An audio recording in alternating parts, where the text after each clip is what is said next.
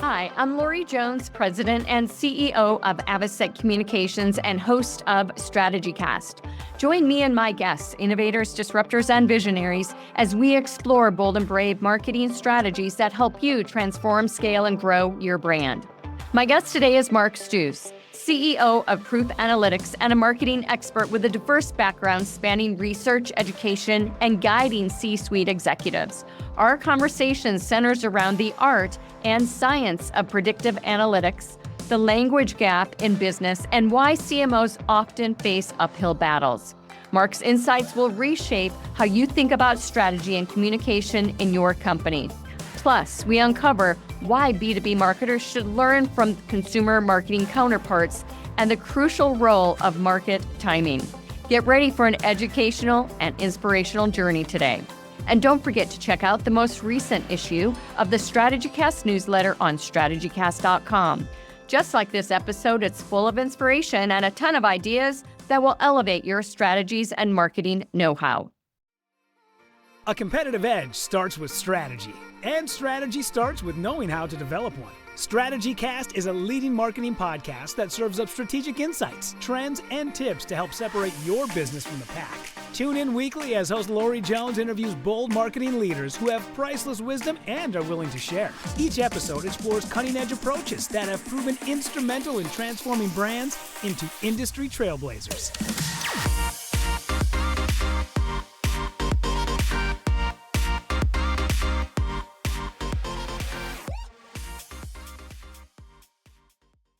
Welcome to StrategyCast. I'm so excited to have Mark Stouse join the show today. Hello. Hi, how are you? I'm fantastic. I tell you, I first of all, listeners and viewers, you've got to follow Mark on LinkedIn. He has got some of the most wise posts that he puts out, which is how, we have a joint friend who introduced us, but I have been following you ever since that day, many, many weeks ago, and I've learned a lot. So thank you for that. Mark, before we dive into... There's a lot of wisdom in bruising. Yeah, we all make mistakes. We all learn very, very deeply from them. There's no doubt about it. Yeah. Mark has got just, speaking about wisdom, an incredible background in all sorts of marketing, research, education roles. He's going to tell us about that in a minute. But I want you to know we've got a real deep topic today. We are talking about how to set expectations for the C-suite so that marketers can have better at-bats that set them up for success and ultimately winning. Before we get there, Mark, tell us a little bit more about your journey. You know, maybe the best way to do this so that it's not some sort of like little mini history is about a year ago, I was invited by a CEO to come facilitate some sessions for their C-suite.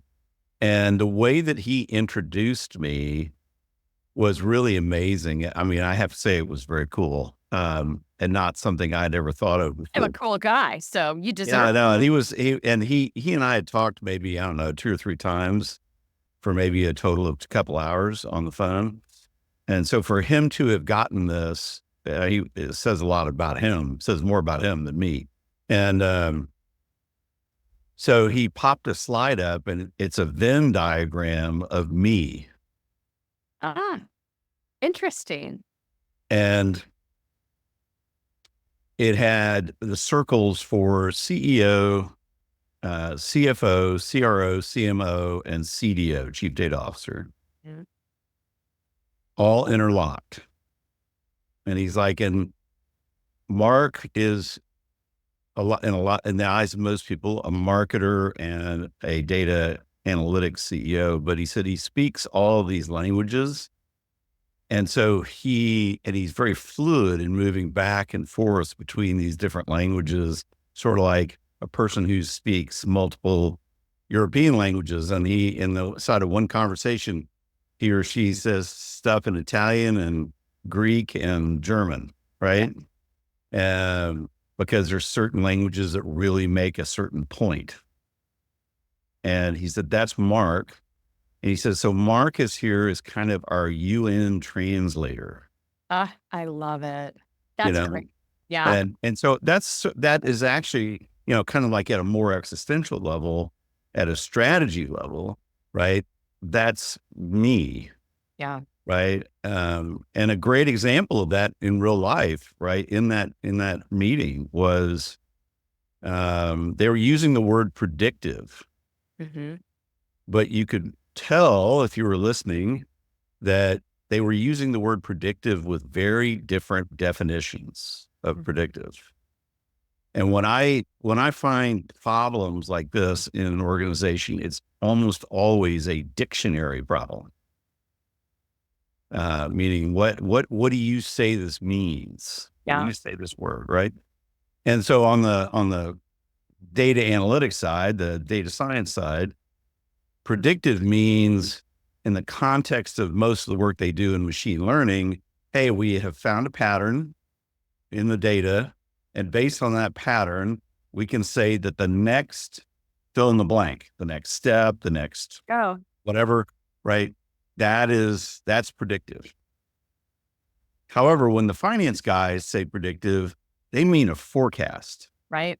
preferably a causal forecast that tells them what is probably going to happen several months, maybe even a year later, Yeah. given certain parameters, certain factors, right? And I said, guys, those are two very different meanings of the word predictive. Yeah. And it was a real epiphany, you know? Well, you know, the human side of that is the perception of meaning, right? Right. And I mean, you take a look even at marketers and CROs and sales, and they're going to lead qualify, which is a component of prediction. Um, we are just completing and presenting this morning a big segmentation research study on behaviors for a very, very difficult audience to attract. So now we have set ourselves up for a little bit more of predictive analytics based on the insights, the behavioral insights we learned that we can better, move down the path. What I love about this, very off the cuff conversation here is that the more marketers understand business in general so that they can have these conversations from finance to sales to CRO to product development, to the data scientist, and they can really lean in and be a part of the conversation, the more respected they're going to be at the table. Oh, And, 100%. and Yeah. unfortunately, there are, a lot of CMOs out there. Um, and I say this with love and respect that are CMO by title only. And they don't necessarily have the strategic chops or the business savvy, the analytical understanding to really roll up their sleeves and have these conversations at the table, which I think is one of the issues marketers are facing right now. Oh, it's a huge issue. Actually, it came up when I did all the hundreds of interviews with CEOs and CFOs for my book. One of the memes that they share with each other, right, to great guffawing but sarcastic, Yeah. very sarcastic, is these, stories of marketers using business terms very self-importantly, right, and getting them completely wrong, Yeah. right? And how it just destroys their cred, right? Yes.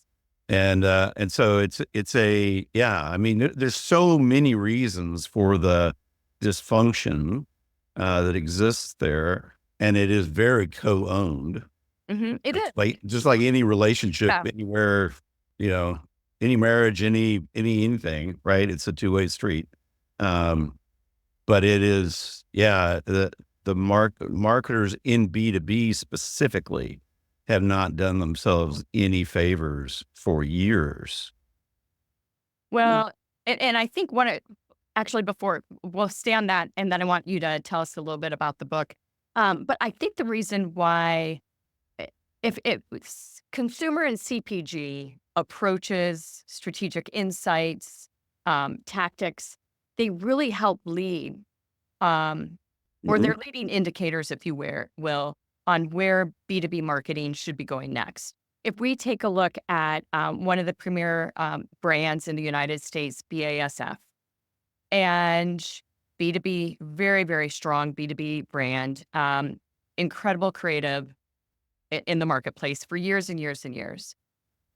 They took a very consumer approach very early on with their media mix in using television once cable really hit and streaming hit. And it was a very, very strong media approach to get to the B2B audience that seemingly only was allowed for consumer and CPG brands. You can get to a larger audience with the great media mix, and it doesn't have to be print. We know what's happened there. It doesn't have to be digital, or it has at least a big, strong component of that. Right. So that's a great example. No, it is. I mean, it's a very good example. And I think,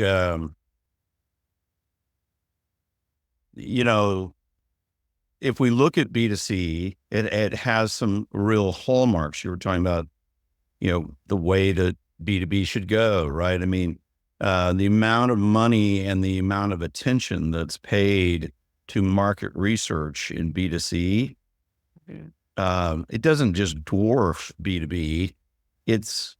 B2B is basically non-existent. Right. Right. The amount of money that B2C pays for analytics of all kinds, right? Which are relationships between data. So just because you're measuring something, that's not an analytic. Right. Right. And so these are two bookends, actually, that create a virtuous loop of understanding that are super important. And as a result, B2C marketers typically control all 4 Ps still. I have yet to meet a B2B marketer that controls product and pricing. Right. And usually they don't have the knowledge and experience necessary to do that work. So it would be sort of crazy for their business to give it to them. And then, it varies obviously a little bit here and there, right? But at a minimum, B2C marketers have more than a passing relationship with product P&L and their product teams. I don't know a B2B marketing team that has P&L. Yeah. Right. Or even in some cases knows really truly what P&L is. Right. So why do you feel I've got a hunch here, and I'd love to compare and contrast your response to this question and my hunch. But why do you think research is virtually non-existent on the B2B side of things? Well, I can answer that by telling you a story. And I think it is remarkably indicative. B2B, particularly tech, but also other areas, right? Is usually dominated by the brains and ideas of 1 or 2, 3 people. And indeed, as founders, maybe they were even responsible for the fundamental insight that started the business. And then all of a sudden I know a person really well who really believed in market research. She conserved cash. She was very prudent as a CMO. And she kind of had this little nest egg over here. And then she went and bought a whole bunch of market research with it, which called the entire premise of the founder's ideas into question. At least in the current moment. Yeah. Right. And that was ruthlessly dealt with. Yeah. I can only imagine. And the founder mythology is really strong. And that's exactly where I was going with this. And I did a webinar series on this about the belief that the product was going to sell itself because it was so good. And there are a lot of founders that might come up with a great product, whether it's a chemist, a physicist, or, an engineer, while they're working on another brand and finding a niche but they don't understand whether or not the market not just cares, but is there truly a need? Like, and what is the market sizing? And just all these things come into play. And at the end of the day, and a lot of times they'll get large tranches of money too, to ultimately goes nowhere because there just isn't a need, or they're not creating the need. And in order to do that, you have to have the market research. Well, and I mean, I'll just use Proof as my company as an example of this, right? I mean, one of the things that the analytics clearly show over and over and over again, every single time, is that the most powerful thing in the whole mix is market timing, Mm-hmm. right? And so if you're too early, for example, you can demand gen yourself to death, okay? And nothing is going to happen of any real consequence, right? And then if all of a sudden other things over which you have no control in the marketplace change and make people suddenly realize that they have a need that you happen to fill, then that's just a completely different situation. And it's kind of like the joke that I always tell is, when I finished my junior year in high school, I couldn't get a date to save my life. Right? And then by the time first week into senior year, it was a whole different world. Yeah. And I still can't tell you what changed. I don't know what changed. All I know is it changed. Yeah. Right? Well, and you take the market readiness is great. The market has to be ready, but the brand has to create some of that readiness and be ready as well. We have a great example. Street Realty was a brand that we launched in the early 90s, and you could do this thing by looking at homes that were for sale and finding a real estate agent and all that. I mean, they were 10 years, 12 years too early for market, and they didn't have the dollars to create the awareness on both sides of through the real estate agents themselves and consumer to launch the product the way that it needed to be. Novel idea, innovative concept, but the market was not ready and the money was not there to make them ready. So I see that happen quite often as well. Yeah. And in our case, right, it was very interesting because when we launched mainly because there was so much rhetorical evidence in the market that people really wanted this kind of analytical solution. Mm-hmm. And yet it took quite a while, 4 years, okay, or so, before things started to move. And then we figured it out. Yes, they were CEOs, CFOs were very frustrated. CMOs felt largely the way they feel today, but money was cheap and there was tons of money, easily accessible. And so that kind of took the edge off needing to know. Yeah. Right. And then all of a sudden interest rates go up quite a bit. Right. The opportunity cost on existing cash in the bank went through the roof. And all of a sudden it was completely different deals. Yeah. Right.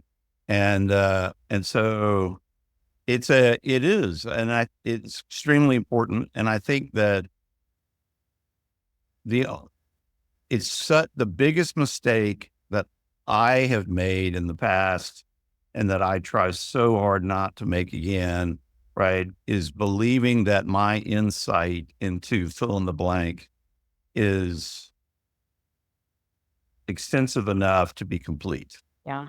And that is just being a stooge regarding the unknowns. I mean, the unknowns are what keep marketers up all night long. You know what I mean? Yeah. For our listeners, you mentioned your friend who was ruthlessly treated after doing exactly what she should have been with the research. There are a lot of our listeners who are dealing with that day in and day out, whether they be the marketer or the sales lead. what advice do you have for them on how to tackle that question, that need with the decision makers, with the founder, the innovator, the disruptor, the entrepreneur, whoever they might be, in order to set themselves up for success regarding the true need to validate what their hunches are?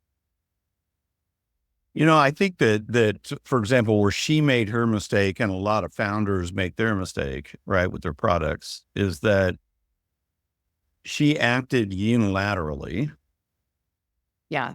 and it was, $250,000 worth of research, right? Yeah. So it just had some bad optics. It had, even though she did the right thing, that her judgment around the way she did it was, I think, a real problem. It gave her vulnerabilities that she didn't need to have, Yeah. right? And I think that you've got to always frame it, in this case, to the founder, as, hey, you have such a great idea. Something, however, isn't quite working the way we all want it to work. Mhm. If we can get some insight from the marketplace, we might be able to just really turn this into a glory shot, right? I think that would have been much better received than, surprise, surprise, I have all this market research that says you're an idiot, Right. right? Yeah. And yeah, Yeah, something we're going to dive into some 2025 planning and a bunch of insights from your book here in just a minute. But I want to stay on just the general topic here for a second regarding some of the errors that are made, not just from the marketing team, but really the sales team, the revenue team, operations, the whole nine yards when it comes to launching products. And one thing that we find out, and research really provides the insights needed and to develop the right strategy to go to market in these areas, is that from our point of view, positioning is probably the most important fundamental component of where your program is either going to succeed or fail, because too many brands go to market within the sea of sameness, with no differentiation and no distinction. And our process includes the research to develop the right position based on differentiation, studying a lot of different things in the market that then can create distinction, that then leads to messaging and creative, so on and so forth. Um, where do you feel most brands get that wrong? Do they just jump directly to messaging and the mindset is we're distinct enough, we're not going to worry about it? Do they not understand the behavior, which is the underpin to everything I just laid out there of a potential buyer? Where are they getting it wrong most of the time?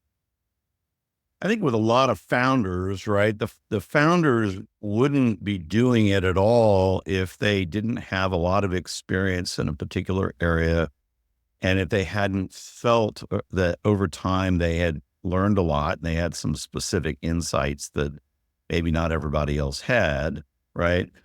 And so what that is called mathematically is proximity bias, Mm. right? And I so they essentially, just kind of smoothing this out for conversational purposes, um, they will assume that they already know everything they need to know Yeah. about positioning it, right? And that they're just going to embody that in the narrative, in the language, right? I did that, to be perfectly just totally straight up about it, right? What I missed until later was that ultimately most marketers were not going to do this without finance, either as an ally or as a motivator.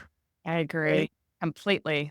And so we gradually started selling more and more and more to finance. Mm. In fact, ultimately, today our economic buyer most of the time is finance.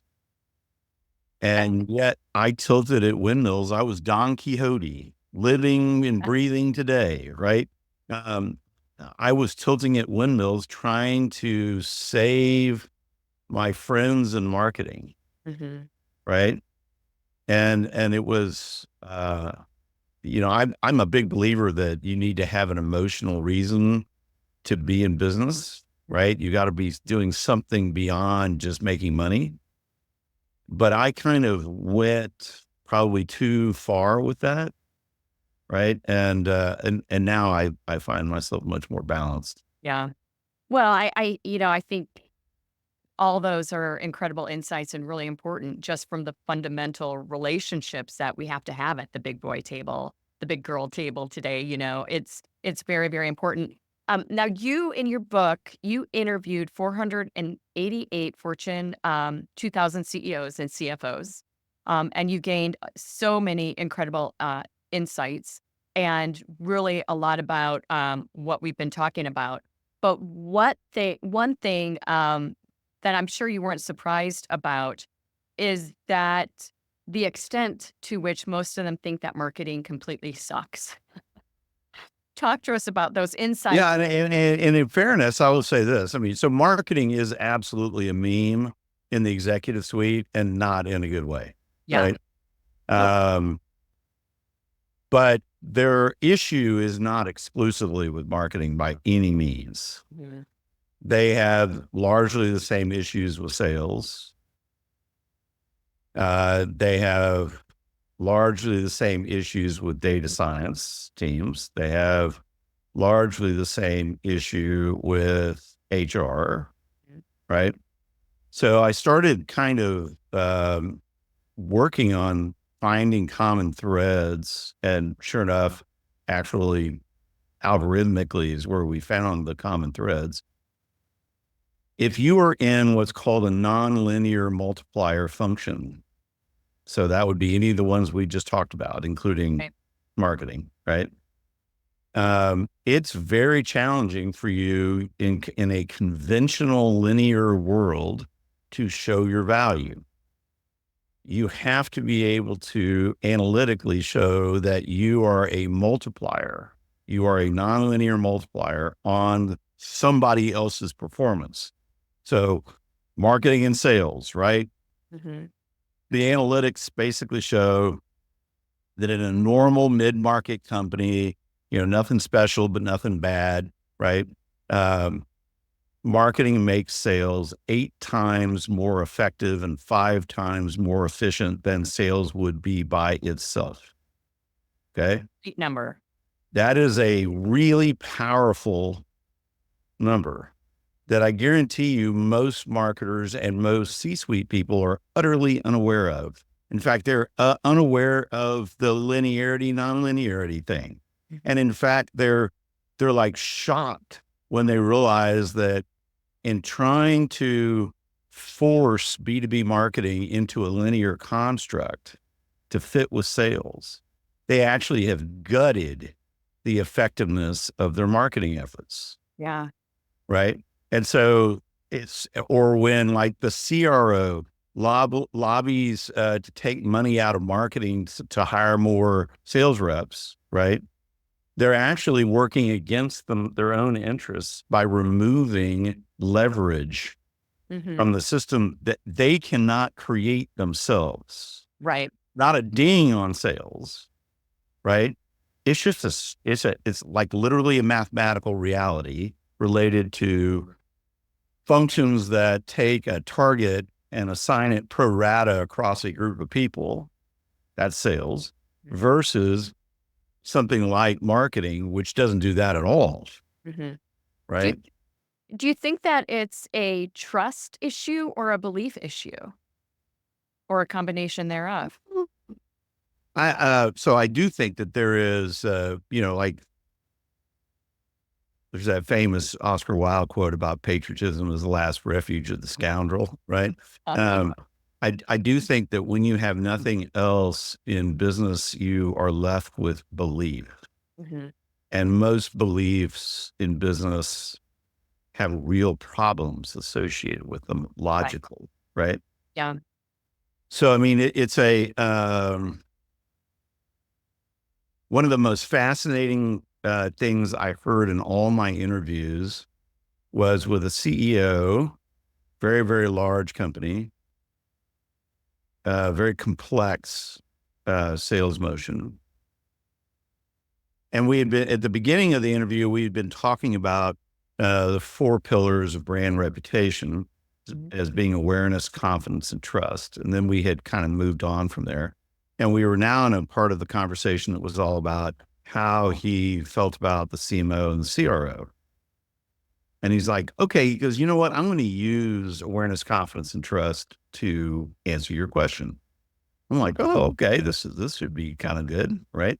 Mm-hmm. And he said, I feel like I have nowhere near the amount of awareness of what's going on that I need to have. So, okay. Transparency. Yeah. I said, so what about CMO? And he goes, totally trust the CMO. We are not going to have, this is a direct quote. We are not going to have any beer company scandals here. Okay. He went on to say, no one cares more about the integrity of the brand and all this kind of stuff than our CMO. But I don't have any confidence that marketing really knows the impact that it has on our business and can calibrate and change it based on like external marketplace. Right. Right. Yeah. I'm like, okay, all right. So confident, that's a great difference between confidence and trust, by the way. They're not the same thing. Right. And then I said, okay, so what about the CRO? And he's like, well, it's actually inverted. He said, I have total confidence that he will make his number, and I have no trust at all in the way that he will make his number. Which is a retention issue in a lot of situations too. Yeah. And so I said, that's given your company, that's sort of a shocking statement. And he's like, we do a lot of 8 to 10 year deals. Our deals, if they were printed out, would be literally phone books. And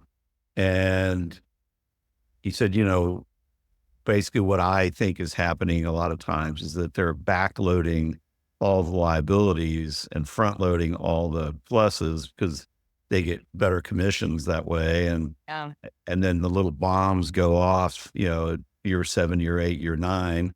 Right. And I'm like, well, where's your DD? Where's your rev rec? What's going on? Yeah. Right. And it became pretty obvious that actually the CEO didn't have a strong interest in knowing the truth either. Oh. And while he never said this, right? Didn't say any of it. It was reading between the lines, he's probably not going to be there by the time those little bombs go off in those deals. Yeah. Somebody else's problem. Well, and I think what's interesting here, if you take the mindset of a very, very established brand, which you're somewhat explaining there, versus, and they've got their enterprise, they've got high market awareness, they can interject a campaign, and they're going to know in a pretty short time frame whether or not it's pulling and doing what it's supposed to be doing, versus a younger, newer brand. And they don't have the awareness. They don't have the market trust. So they've got to build it. And that time lag difference. Time lag is huge. Yeah. And that is where I think a lot of CMOs could do a better job explaining that awareness does not happen overnight. As a matter of fact, with some situations, it can happen in 2 years, 3 years, 5 years. It takes a while. What advice do you have for our listeners today with those two contrasts in mind about how they approach timing and marketing effectiveness? Well, I think because this is really one of the really big points, right? I did a presentation, a keynote at South by before COVID that was all about this, and it was called "The CMO's Greatest Enemy." Yeah. Time lag, right? Yeah. Um, I think that if you got a bunch of people around a table, you would find that they all agree with the simple statement that great marketing takes time. Mm-hmm. That's not the question. Yeah, Question is, how much time, exactly. right?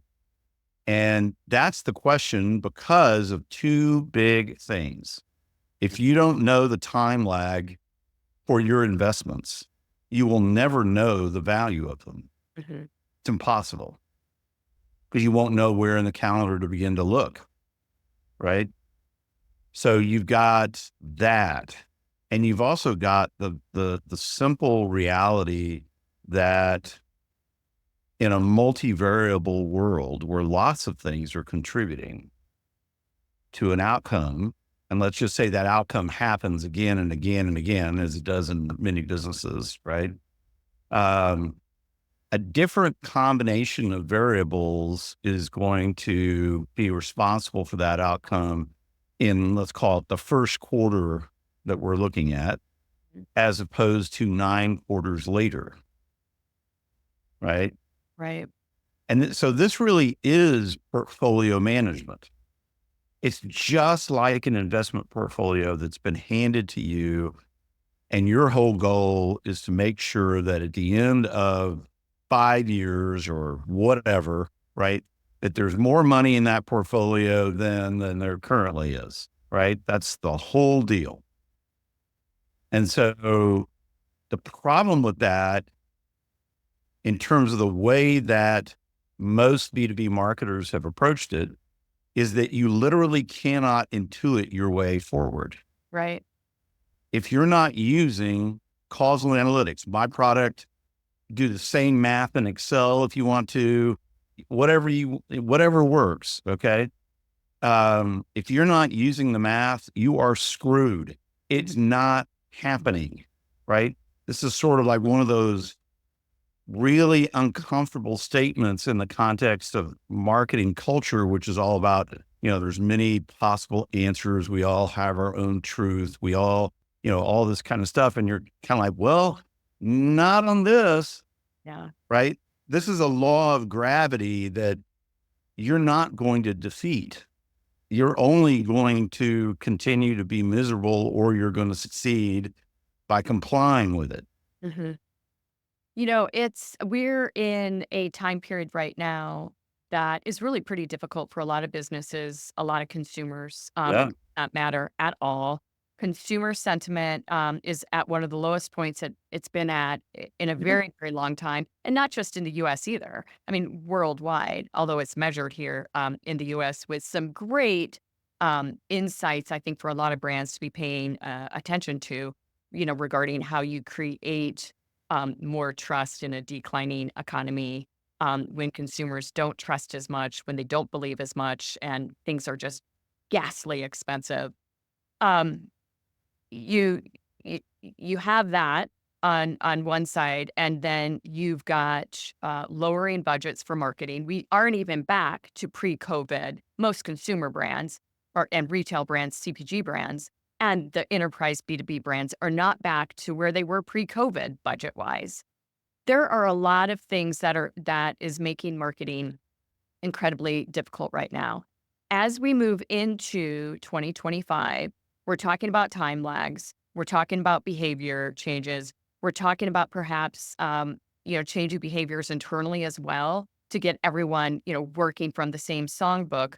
What advice do you have for our listeners, our marketing listeners, on the biggest conversations they need to be having with the C-suite right now? I think that the biggest one of all is they have to take a step that, okay, so life is full of numerator denominator relationships. Okay. And the one that exists between marketing and the business is, this is what everything that marketing does. And this is business's opinion of it. Yep. And you've got to break that. Yeah. You've got to introduce something far more objective and real for everybody's benefit, not just marketing's benefit. You're part of a large ecosystem of causes and effects known as go-to-market, right? Which go-to-market equals CX, right? So anything that touches a customer in a way that makes the customer want to buy or not buy, renew or not renew, is go-to-market. So you're one big, huge part of that, and you're a multiplier on top of that. And if you're not actively saying, hey, this is what we're seeing in these analytics, and oh, by the way, these analytics are part of the cornerstone, one of the cornerstones of the scientific method.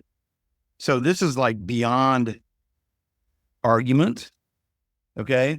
If you're not doing that, you're just in for more of the same, because you're not taking a step to break the chain, right? That has tied you to business opinion. And let me just tell you, after it's strategy. Yeah. And after talking with all those CEOs and CFOs, we were talking about the fact that this is a co-owned dysfunction, right?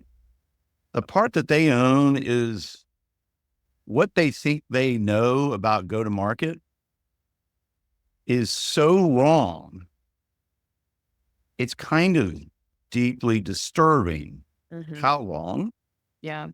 But then I'll tell you what's even more disturbing is that they will say, well, to the extent that we have it wrong, this is what we were taught by our marketers over the years. Hey, it's an issue. It's a huge issue. And so it's kind of like everybody's got to be willing to say, you know what?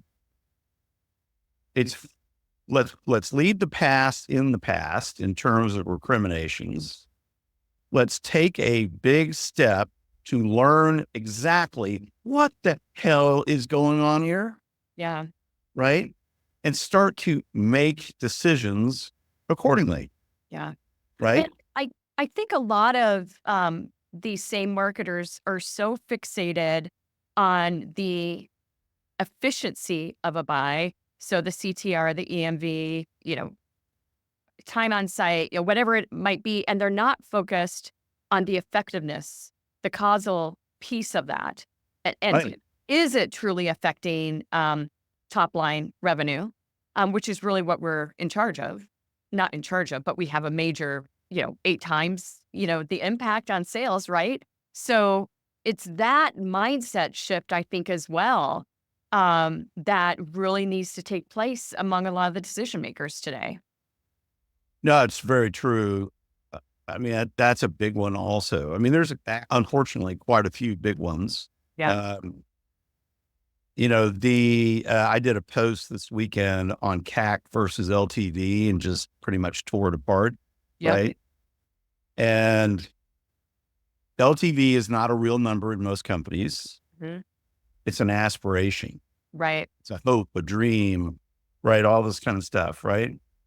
And CAC is usually a fairly computable number, but it's a ratio. Yeah. Against something that's not real. So it's not real. The whole thing isn't real. Yeah.